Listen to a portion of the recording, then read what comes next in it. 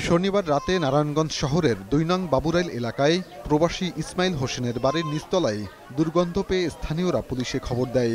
পরে পুলিশ তালা ভেঙে উদ্ধার করে একই পরিবারের ৫ জনের মরদেহ। নিহতরা হলেন ভাড়াটিয়া তাসলিমা বেগম, তার ১০ বছরের ছেলে শান্ত ও ৫ বছরের মেয়ে সুমাইয়া, আর ভাই মোর্শেদুল ও জা লামিয়া।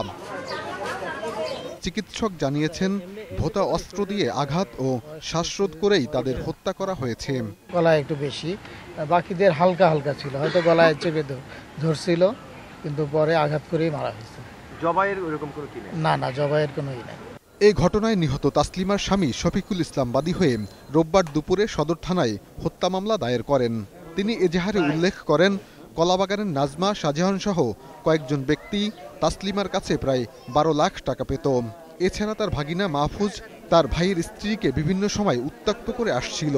কলাবাগানের নাজমা ও শাহজাহান বিভিন্ন সময় তাদের হুমকিও দিয়ে আসছিল, তাই তাদের নামে মামলা করা হয়েছে। তারাই এ নির্মম হত্যাকাণ্ড ঘটিয়েছে বলে দাবি করেন তাসলিমার স্বামী ও শাশুড়ি। ১ লাখ আনছে, কেউ টেনতে 2 লাখ আনছে, কেউ টেনতে ৫০,০০০ আনছে, এই ভেঙে ভেঙে আনছে একজনের টেন তো আর আনছে না। সবাই দিছে না, দুইজনে হুমকি দিছে বেশি।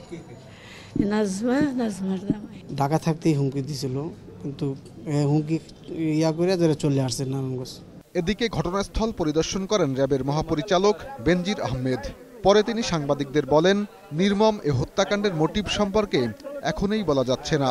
খুব শিগগিরই তদন্ত করে দোষীদের শাস্তির আওতায় আনা হবে। সমস্ত যে পসিবল কারণ থাকতে পারে এর পেছনে, এই নৃশংস হত্যাকাণ্ডের পেছনে, পাশবিক নিষ্ঠুরতার পেছনে, সেগুলোকে আমরা খতিয়ে দেখছি। তাতে করে আমাদের লক্ষ্য হবে যে দ্রুততম সময়ের মধ্যে এই যারা খুনি বা খুনিদেরকে আইনের মুখোমুখি করা। তবে নিহতদের পূর্ব পরিচিতরাই হত্যাকাণ্ড ঘটিয়েছে বলে মনে করছে পুলিশ। পেশাদার খুনি বা অপেশাদার খুনি যারা কাজটি করেছে, যাদেরকে তারা চিনে ফেলবে বা সাক্ষ্য দিবে, সেই কারণে সাক্ষ্য গোপন করার জন্য মূলত তাদেরকে খুন করা। তার মানে আপনার ধারণা খুনিরা পরিচিত ছিল? মনে হচ্ছে আপাতত দৃষ্টিতে, আমরা সবগুলো কারণেই বিশ্লেষণ করছি। এই ঘটনায় সন্দেহভাজন দুজনকে আটক করে জিজ্ঞাসাবাদ করা হলেও হত্যার বিষয়ে সুনির্দিষ্ট তথ্য জানায়নি পুলিশ। সাইদুল ইসলাম, ২১ টেলিভিশন, নারায়ণগঞ্জ।